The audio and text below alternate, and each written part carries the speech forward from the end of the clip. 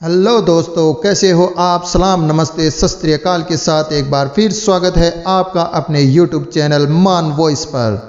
साथियों, आज की कहानी बहुत ही रोमांचक होने वाली है, तो कृपा करके कहानी को पूरा सुने और आप खुद ही बताएं कि इस कहानी में पापी कौन है। साथियों, किसी समय में काशी में प्रताप मुकुट नाम का एक राजा राज किया करता था। उसके वज्र मुकुट नाम का एक बेटा था। एक दिन राजकुमार दीवान के बेटे को साथ लेकर शिकार खेलने जंगल गया। घूमते घूमते वे एक तालाब पर जा पहुँचे। तालाब में कमल खिले थे और हंस किलोल कर रहे थे और पक्षी चारों तरफ चहचहा रहे थे। दोनों मित्र वहां रुक गए और तालाब के पानी से हाथ मुंह धोकर ऊपर महादेव के मंदिर में चले गए थे। जब वो मंदिर में दर्शन करके बाहर आए तो देखते क्या है कि तालाब के किनारे राजकुमारी अपनी सहेलियों के साथ स्नान करने आई है। दीवान का लड़का तो वहीं एक पेड़ के नीचे बैठ गया, लेकिन राजकुमार से न रहा गया। वह आगे बढ़ गया। जब राजकुमार ने उस राजकुमारी की तरफ देखा तो वह उस पर मोहित हो गया। राजकुमारी भी उसकी तरफ देखती रही, लेकिन फिर राजकुमारी ने जूड़े से कमल का एक फूल निकाला, उसे कान से लगाया, दांत से कुतरा, पैर के नीचे दबाया और फिर छाती से लगाकर अपनी सखियों के साथ चली गई।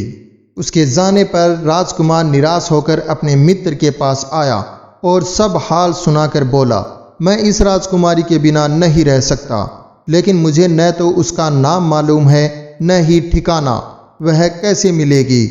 दीवान के लड़के ने कहा, राजकुमार आप इतना घबराए नहीं, वह सब कुछ बता के गई है। राजकुमार ने पूछा, कैसे। वह बोला, उसने कमल का फूल सिर से उतार कर कानों से लगाया तो इसका मतलब था कि उसने बताया कि मैं कर्नाटक की रहने वाली हूँ। दांत से कुतरा तो इसका मतलब था कि मैं दंतबाट राजा की बेटी हूँ। पाँव से दबाने का अर्थ था कि मेरा नाम पद्मावती है और छाती से लगाकर उसने बताया कि तुम मेरे दिल में बस गए हो। इतना सुनना था कि राजकुमार खुशी से फूल उठा और बोला, अब मुझे कर्नाटक देश ले चलो।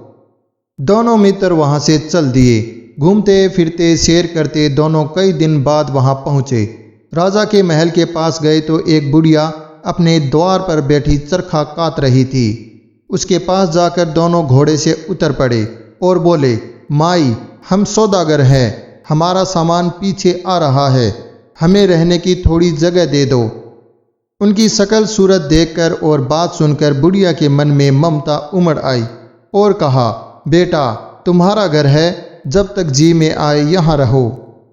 दीवान के बेटे ने उससे पूछा, माई तुम क्या करती हो, तुम्हारा गुजारा कैसे होता है। बुढ़िया ने जवाब दिया, बेटा मेरा एक बेटा है जो राजा की चाकरी में है। मैं राजा की बेटी पद्मावती की धाई थी। बूढ़ी हो जाने से अब मैं घर में ही रहती हूँ। राजा खाने पीने को कुछ दे देता है। दिन में एक बार राजकुमारी को देखने महल में जाती हूँ। राजकुमार ने बुढ़िया को कुछ धन दिया और कहा, माई कल तुम वहाँ जाओ तो राजकुमारी से कह देना कि जेठ सुदी पंचमी को तुम्हें तालाब पर जो राजकुमार मिला था वह आ गया है। अगले दिन जब बुढ़िया राजमहल गई तो उसने राजकुमार का संदेशा उसे दे दिया। सुनते ही राजकुमारी ने गुस्सा होकर हाथों में चंदन लगाकर उसके गाल पर तमाचा मारा और कहा, मेरे घर से निकल जा। बुढ़िया ने घर आकर सब हाल राजकुमार को बता दिया। यह सुनकर राजकुमार हक्का बक्का रह गया। तब उसके मित्र ने कहा, राजकुमार आप घबराएं नहीं, उसकी बात को समझे। उसने 10 उंगलियां सफ़ेद चंदन में मारी, इससे उसका मतलब यह है कि अभी 10 रोज चांदनी के हैं, उनके बीतने पर अंधेरी रात में मिलूंगी। 10 दिन के बाद बुढ़िया ने फिर राजकुमारी को खबर दी तो इस बार उसने केसर के रंग में 3 उंगलियां डुबोकर उसके मुंह पर मारी और कहा, भाग यहाँ से। बुढ़िया ने आकर सारी बात सुना दी। राजकुमार शोक से व्याकुल हो गया। दीवान के लड़के ने समझाया, राजकुमार इसमें हैरान होने की क्या बात है, उसने कहा है कि मुझे मासिक धर्म हो रहा है, 3 दिन और ठहरो। 3 दिन बीतने पर बुढ़िया फिर वहां पहुंची। इस बार राजकुमारी ने उसे फटकार कर पश्चिम की खिड़की से बाहर निकाल दिया। बुढ़िया ने आकर राजकुमार को सारी बात बता दी। सुनकर दीवान का लड़का बोला, मित्र उसने आज रात तुम्हें उसी खिड़की की राह बुलाया है। मारे खुशी की राजकुमार उछल पड़ा। समय आने पर उसने बुढ़िया की पोशाक पहनी, इत्र लगाया, हथियार बांधे और निकल पड़ा। दोपहर रात बीतने पर वह महल में जा पहुंचा और खिड़की से होकर अंदर पहुंच गया। राजकुमारी वहां तैयार खड़ी थी, वह उसे भीतर ले गई। रात भर राजकुमार राजकुमारी के साथ रहा। जैसे ही दिन निकलने को आया, राजकुमारी ने राजकुमार को छिपा दिया और रात होने पर फिर बाहर निकाल लिया। इस तरह कई दिन बीत गए। अचानक एक दिन राजकुमार को अपने मित्र की याद आई। उसे चिंता हुई कि पता नहीं उसका क्या हुआ हो। उदास देखकर राजकुमारी ने कारण पूछा तो उसने बता दिया।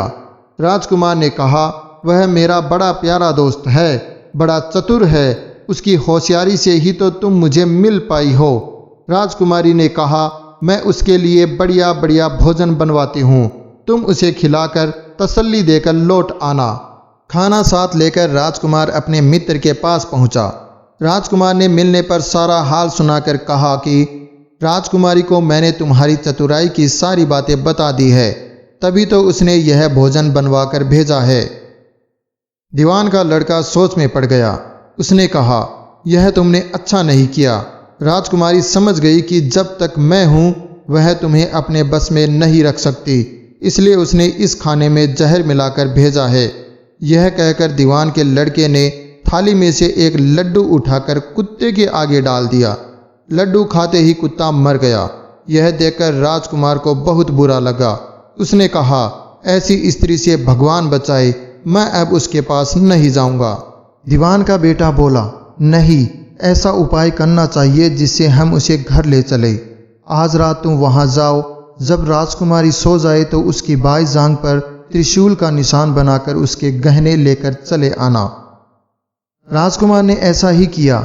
उसके आने पर दीवान का बेटा उसे साथ लेकर योगी का भेष बनाया और मरघट में जा बैठा और राजकुमार से कहा कि तुम ये गहने लेकर बाजार में बेच आओ। कोई पकड़े तो कह देना कि मेरे गुरु के पास चलो और उसे यहाँ ले आना। राजकुमार गहने लेकर शहर गया और महल के पास एक सुनार को उन्हें दिखाया। देखते ही सुनार ने उन्हें पहचान लिया और कोतवाल के पास ले गया। कोतवाल ने पूछा तो उसने कह दिया कि ये मेरे गुरु ने मुझे दिए हैं। गुरु को भी पकड़वा लिया गया। सबको राजा के सामने लाया गया। राजा ने पूछा, योगी महाराज, ये गहने आपको कहाँ से मिले? योगी बने दीवान के बेटे ने कहा, महाराज, मैं मसान में काली चौदस को डाकिनी मंत्र सिद्ध कर रहा था कि डाकिनी आई। मैंने उसके गहने उतार लिए और उसकी बाई जांघ में त्रिशूल का निशान बना दिया। इतना सुनकर राजा महल में गया और उसने रानी से कहा कि पद्मावती की बाई जांघ पर देखो कि त्रिशूल का निशान तो नहीं है। रानी ने देखा तो वह निशान था। राजा को बड़ा दुख हुआ। बाहर आकर योगी को एक ओर ले जाकर बोला, महाराज, धर्मशास्त्र में खोटी स्त्रियों के लिए क्या दंड है?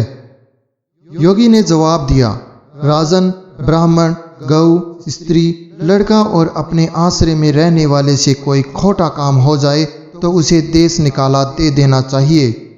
यह सुनकर राजा ने पद्मावती को डोली में बिठाकर जंगल में छुड़वा दिया। राजकुमार और दीवान का बेटा तो ताक में बैठे ही थे। राजकुमारी को अकेला पाकर साथ ले अपने नगर में लौट आए और आनंद से रहने लगी। इतनी बात सुनकर बेताल बोला, राजन, यह बताओ कि पाप किसे लगा है? राजा ने कहा, पाप तो राजा को लगा है। दीवान के बेटे ने अपने स्वामी का काम किया। कोतवाल ने राजा का कहना माना और राजकुमार ने अपना मनोरथ सिद्ध किया। राजा ने पाप किया जो बिना विचारे उसे देश निकाला दे दिया। राजा का इतना कहना था कि बेताल फिर उसी पेड़ पर जा लटका। राजा वापस गया और बेताल को लेकर चल दिया। बेताल बोला, राजन सुनो, एक कहानी और सुनाता हूँ। तो दोस्तों, कमेंट बॉक्स में ज़रूर बताएं कि आपको यह कहानी कैसी लगी। ऐसी ही और मज़ेदार कहानियों के लिए हमारे चैनल को सब्सक्राइब करें और बेल आइकन को ज़रूर दबा दें।